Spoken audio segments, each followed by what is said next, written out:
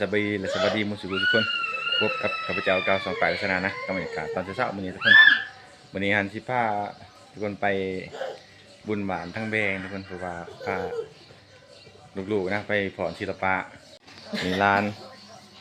เอ้ยลุงไปบุญเด้อลุงไปบุญกันเด้อฮะว่าจะอยากได้ยังฮะมีได้บุกโป่งสีดำโอ้สีดำข้างในโอ้ฮะโอ้อ้าวมานั่นได้ได้ปะได้บุกโป่งยังฮะบ้าบ่เจ้ายังได้ยังโป่งเทียมโอ้อยู่น้ำอุเด้อลุงไปบุญก่อนตอนนี้ก็เอามาห่อเดินลูกร้านเลยทุกคนเดี๋ยวสิพาทุกคนไปเบิ่งนักศิลปะโรงเรียนมาตอนเล่าโอ้วันนี้เจ้า มีชุดหน่อยชุดใหญ่มีอาจารย์เพื่อนนำเลยทุกคนจะก้นไปทางมดนี่24 คนโอ้มีรุ่นหน่อยรุ่นใหญ่นี่เนาะรุ่นเดียวเลยโอ้มีแต่ครูงามๆเลยทุกคนเลยโอ้สุด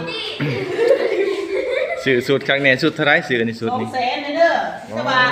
ว่าในเงินบริหารมาผมได้ยกม.4เขาสิขอสื่อเขาบ้างเฮียน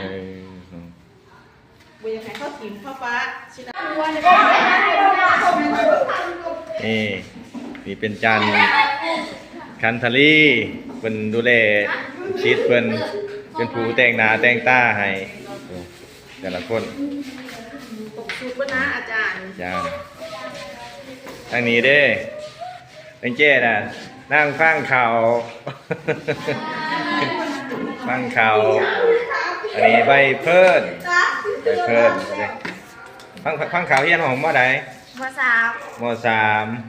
นี่เด้นู่นน่ะม.4ใบเพิ่นเด้ม.3 ธีรพรม.3 โอ้ทางหลังนางปีใหม่เอาจังม่วงเขาสิออกนี่ประมาณ8 โมงกว่าเนาะจะได้ไปติดตามเมืองนำกันทุกคนว่านักศิลปะโรงเรียนแต่ละโรงเรียนมี4โรงเรียนนะมาพอกันโรงเรียนมาตอนล่างๆสิพองามซำใดฝากเชียร์เด้อนี่ไม่เก็บอันนี้แน่เจ๊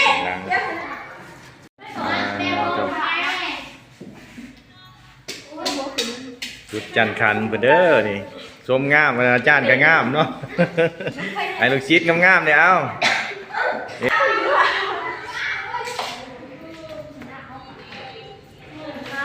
อัดเป็นตำต้นแต่ว่า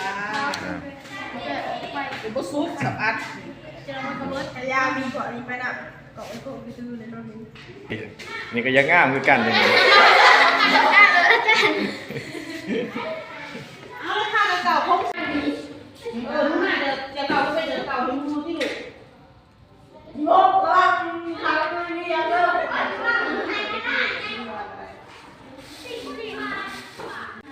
โอ้ไม่กล้าเอาเป็นอยู่ในยูทูบวัดเด้อเพราะเขามีหายแต่เราเฮียนเด้อยังเลยคัดเป็นเพราะแต่เราเฮียนเขาเตรียมมาให้เขาจะว่าโอ้แต่ว่าเจ้าถ้าเราไปศาลถึงเอาแน่เราแน่อยู่วัดเขาจะเพจไหนซิ้วเฮียนสปอร์ตผูในการยืนแถวผูในการเขาหันกันนั่งเห็นละอ่านคือว่าสีเข้าใจที่บัวว่าคืนไปไหวนั่นเอง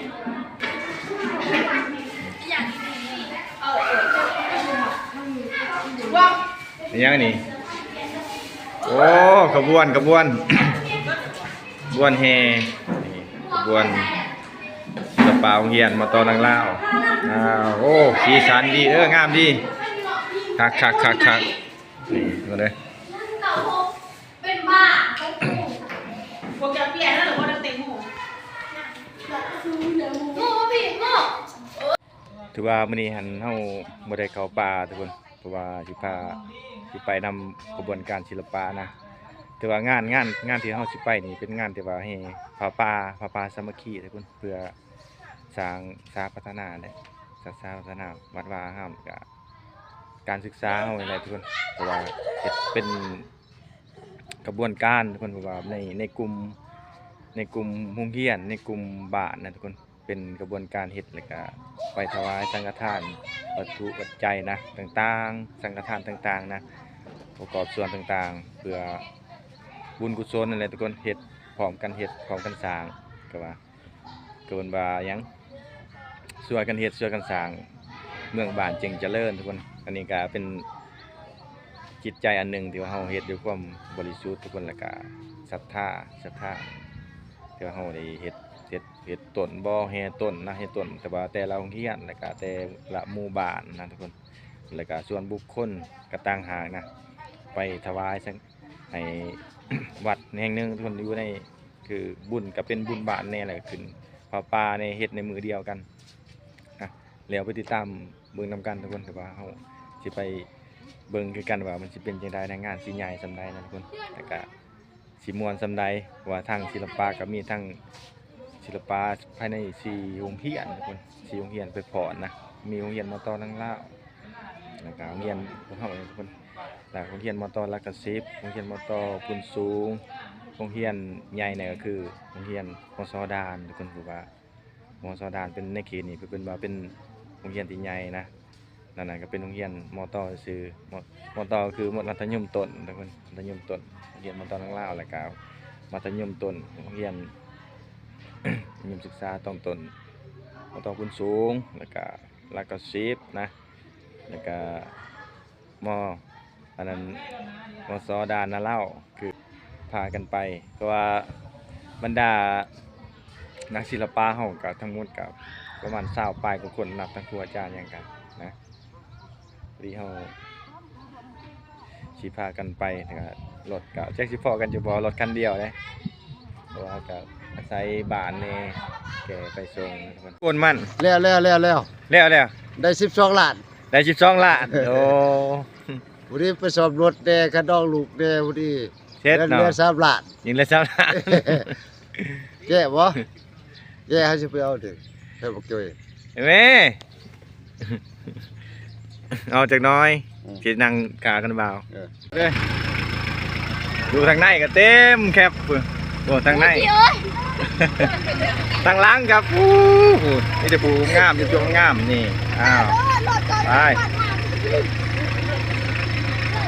ไปออกก่อนเดี๋ยวจานจีกีรถจักรไปน้ำล้าง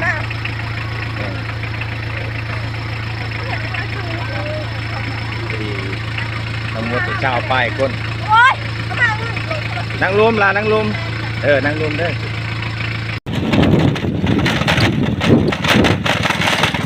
ทางป่าเข้าดูเด้อกำลังออกไป8 โมงกว่าๆแล้ว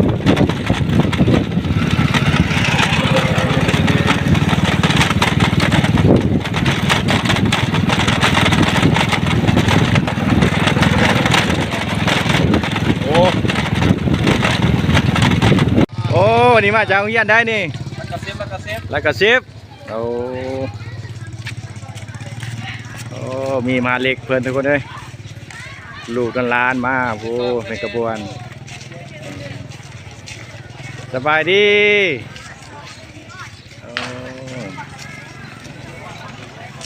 กระบวนมาต่อลักกะซิบทุกคนเลยโอ้อันนี้เป็นผู้จัดแจงเนี่ย ตกแต่งศิลปะไป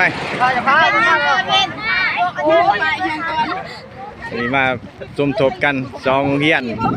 มาต่อดังล่างกับมาต่อคนสูงทีมงานนำโดยอาจารย์ สบายดี สว่าง แล้วก็อาจารย์ยังแค่น้อยโอ้ยมันยังเบิ่งกล้องเลยนะอาจารย์หน่อยนี่ไอ้กล่องเลยหลอกกัน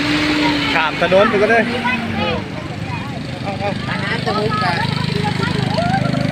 เดี๋ยวจะข้ามถนน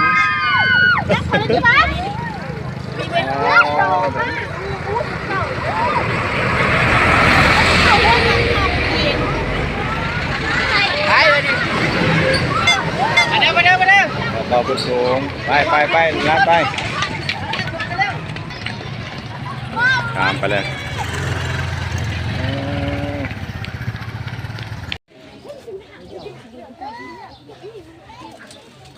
ยังไปกันมาจัดลูกโป่งโอ้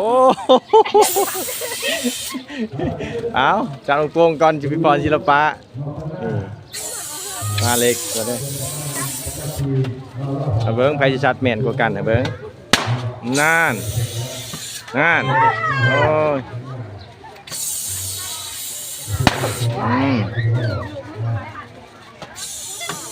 ว้าย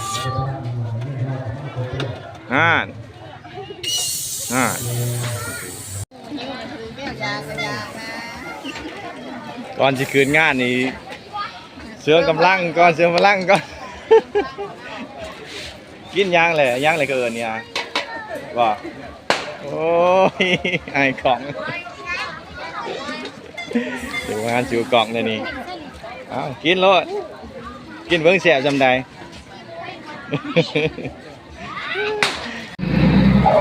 ตอนนี้ก็กำลังสิเปิดงานทุกคนเลยมีพิธีเปิดข้างในเลยกินแม่จะบอกท่านขบวนศิลปะทุกคนเลยมาจากสี่โรงเรียนฮัลโหลรถสอบน้อยมันจะอยู่แถวของกับคุณ มาจากโรงเรียนได้ล่ะคนสูงโอ้ฮัลโหลนี่ รถสอบเรียนมาต่อมันสูงมันตีกับงามเลยเต่ารถเอาตามเตรียมเด้อคนจัดเด้อข้าวบัตรกันเราข้าวบัตรเป็นการเฮาเด้อเป็นตัวครอบครัวตอนนี้ทางประธานเป็นจะได้ดูคือ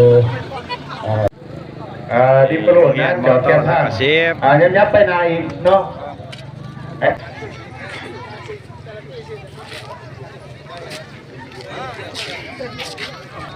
บรรดาพ่อแม่พี่น้องแขกที่มาร่วมงานเนาะเป็นเวลามาจากนาทียังนี่ชื่อจะได้นี่อยู่บ้านใดบ้านเวียงด่านโอ้ทางที่ตรงเนาะท่านขอน้อมนมัสการพระเทวะเนาะอยู่บ้านเวียงด่านเฮียนการนำคำสูงของเมืองที่เคารพอย่างสูงเนาะแล้วก็เฮียนอาวุโสบำนาญตั้งปฏิบัติการก่อสร้างทางเบตงเขาวัดโพสีสารามบาดแดงดันความยาวเนี่ยประมาณ100 เมตรเนาะอีกตามแผนเศรษฐกิจสังคมปี2025-2029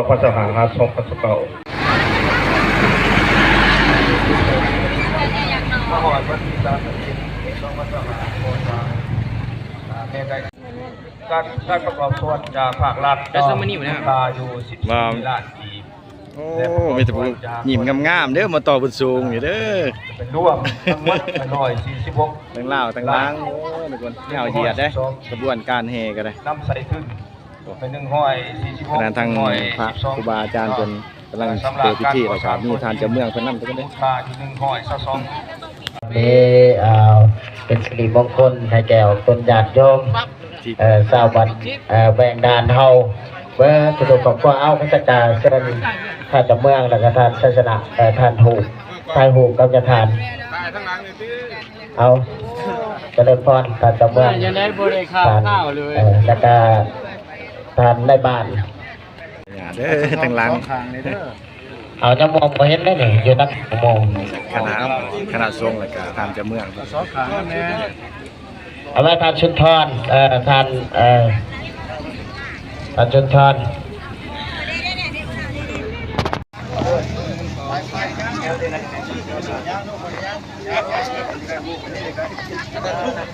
โอ้วิทย์บริบายเฮานี่เปิดลำเพิ่นได้เด้อโอ้ยมาตะเบามา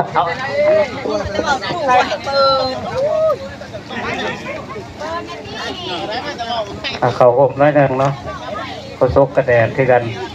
ขบวนที่1ในมอสอด่านเนาะขบวนที่2ในแมนมอตอลักเกาซิบขบวนที่3แมนมอตอพลสูงขบวนที่4แมนมอตอนังเล่า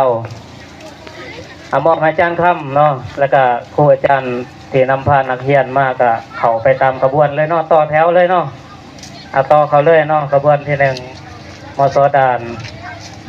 ขบวนที่สองมตแล้วก็สิบขบวนที่สามมตพลสูงขบวนที่สี่มตนางเล่าแล้วก็2016แม่ได้เริ่มขึ้นณโอกาสนี้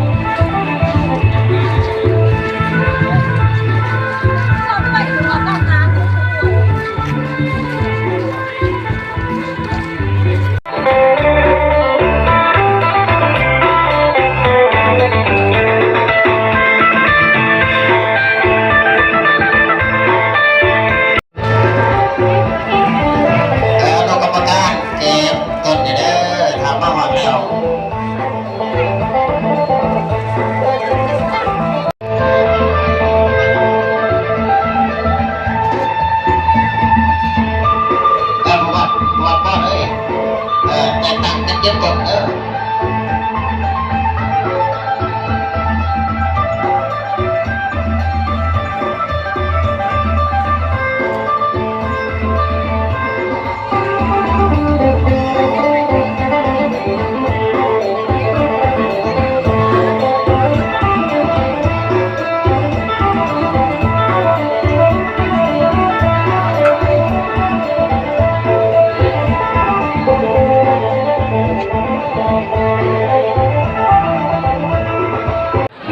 แต่กับบรรดาแขกทุกภาคส่วน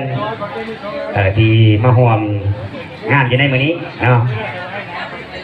สำหรับจุดประสงค์เนาะที่ว่าทางบ้านได้จัดงานอยู่ในมื้อนี้ก็ติดพันอยู่2วาระอันที่1ก็แม่นพิธีมอบเนาะเส้นทางเข้าสู่วัดก็เป็นเส้นทางเมตตงเสริมเล็กเนาะแล้วก็จุดประสงค์ที่2ก็แม่นเรื่องงานพระป่าสามัคคีนอกจากทั้งคณะสงฆ์อยู่ในเขตแดงดานตลอดทอดทั้ง4โรงเรียนหรือว่ากลุ่มโรงเรียนมอสอดานนาเล่านอกได้เฮ็ดผ้าป่าสามัคคีเพื่อทอดถวายที่วัดบ้านแดงดานเพื่อสืบก่อสร้างประตูโคมก็ให้เกียรติกระห่วมกับอนุโมทนาสาธุเนาะพระอาจารย์บุญเลิศศิสุราชเนาะคณะประจำอพสแกงสารวัตรน้อมนมัสการพระอาจารย์ทุยคณะประจำอพสแกงนมัสการพระอาจารย์วิเชียนอุปละวงศ์เนาะห้องประธานอพสเมืองและก็น้อมนมัสการพระอาจารย์บุญพงษ์แม่นวรละเนาะพร้อมด้วยคณะสงฆ์ในเขตแบงด้านเนาะที่ได้มาร่วมเฮียนพัน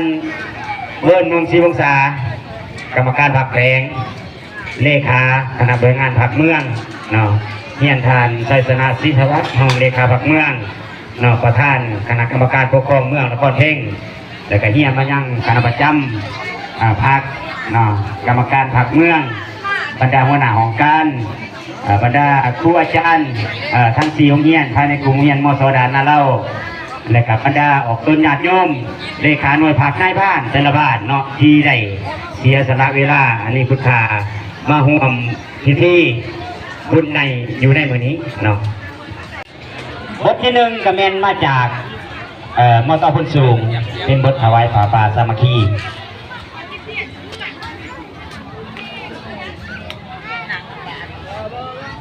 เกียรติแต่เกียรติใส่เนาะเพื่อเป็นสิริมงคลแก่การแก่งานเนาะเสร็จแล้วเวลาต่อไปก็ประชาสัมพันธ์ถึงคณะศิลปะแต่ละแห่งเนาะอยู่ใน4บทพรเนาะมาจาก4โรงเรียนบทพรที่1เป็นบทพรถวายผ้าป่าสามัคคีแก่วัดแดงดานเนาะจากศิลปะมอตอโพนสูงบทพรที่2เป็นบทพรหัตถกรรมจักสานบ้านแดงดานมาจากคณะศิลปะโรงเรียนมอตอรักเขาทิพย์บทพรที่3เป็นบทพรเชิญเที่ยวเมืองนครเพ่ง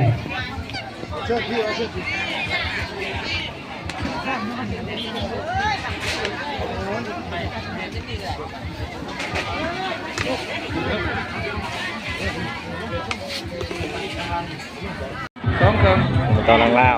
ๆเกี่ยมพร้อมแล้วพ่อขนาดพร้อมแล้ว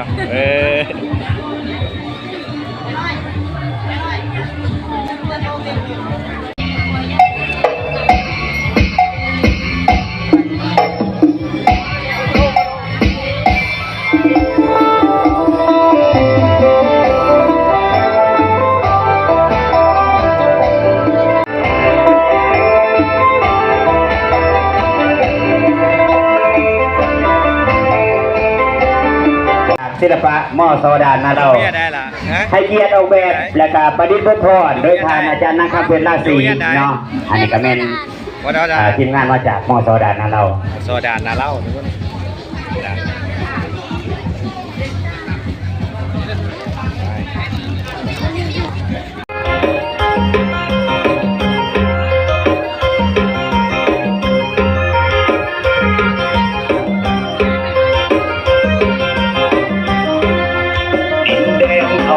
สาวง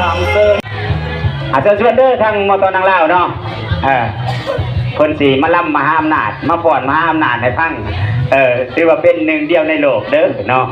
เพิ่นสั่งเตี้ยลงก็ได้เตี้ยเดินหน้าก็ได้เดินเพิ่นจึงจัดใส่ว่าเป็นล่ำมหาอำนาจเนาะของสปปลาวของเฮานั่นก็คือล่ำจังหวะสารวัน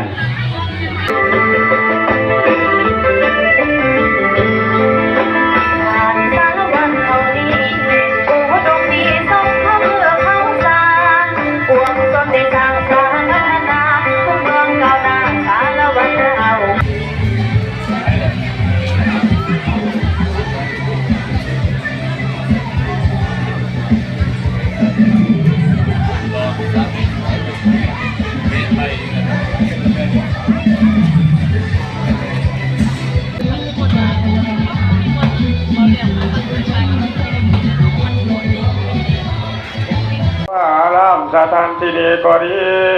ขอจงลงมานะโมทนาวงบุญนักษาสินล้อมพงขาทั้งหลายสาธุสาธุพุทธาภูขาภูษาธรรมาภูขาภูษาสังฆาภูขาภูษามาลาภูปังอังมุเสมินานันเถิดตูตียัมพีตาตียัมพีอิมัสสามิงอารามโยโกภาวะอภิวาทนาสิริสานิจังโหราปัญญาญิโนจัตตาธุยาธุกัปปะลุคังปัจจญาทานังพิธีก่อนศิลปะเลยพากันมานั่งกินข้าวด้วยวันนี้ฮะอันนี้เป็นกลุ่มโรงเรียนแล้วก็คนสูงบ่มอตอลักกะซิบโอ้ชื่อพิษนี่นะของโปรโมทนาของใจนำครูบาอาจารย์ตัวกลาง ต่อดังล่าทุกตัวที่ไหนว่าความโปรโมทนานะครับมาห่วงงานนะครับ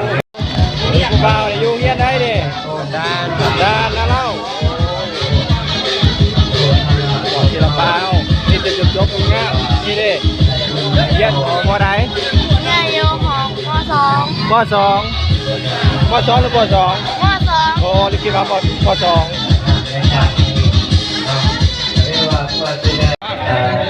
ศรัทธาในพระพุทธศาสนาขณะคารวะจะศึกษาได้แต่นำไม้ขอท่านดึงมันลำเรื่องดึงสมหาโอ้มันลำเรื่องก็มาห่อแหละเชิดเราพาเพี้ยนใจลงเดี๋ยวเอามาซื้ออันนี้ขนมอันนี้ทุกคนขนมยังเกินนี่ฮะโอ้โหทงละ10เลยนะแล้วจะซื้อให้เด็กหน่อยเอา7 ทงก็ได้นี่ตัวนี้7 ทงเอา7เสือมาเล็กก่อนนำโดยประเด็จพระพุทธญาณหรือว่าอยากย่อเป็นเจ้าภาพก็ใส่ในนกก็ได้เด้อนี่แหละมันจังไรให้เด็กหน่อยกินเอา70,000โอเคขอบใจเพื่อนเราบอกยังลายบอกยังไผดีอ่านกันแบ่งกันเด้อพบกันจ้ะนี่8 ทงถือขาที่หน่อย2 ทงไปเมื่อวันนี้ทุกคนแต่ว่าตอนนี้ค่ะเฮาก็มาห่อเทื่อนแล้วสิขอพักผ่อนก่อนทุกเลยขอบใจนะสำหรับผู้ที่ว่าเขามาส้มและเขามาติดตามนะคลิปของพวกเฮาเพื่อเป็นกำลังใจให้เฮาทุกคนขอบใจมดทุกคนพี่ๆน้องๆนะมดสุขุทุกคนที่เขามาติดตามและกดไลค์กดแชร์คลิปนี้ก็สิบ่มีหยังหลายทุกคนก็สิขอจบเพียงเท่านี้ทุกคนคลิปหน้าจะมากันใหม่ติดตามคลิปต่อไปบางทีเฮาสิได้เข้าป่าบางทีก็จะสิได้ไปหาพันลอยนะเพราะว่าเพิ่นก็โทรศัพท์เพอะไรทุกคนโอ้ยโทรศัพท์ตกน้ำเซ็ตเพิ่นว่าโทรมาแต่เช้ามาขอหัวมาจากไลน์กันแล้วเนาะมาเม่นสร้างจบเพียงเท่านี้ทุกคนเด้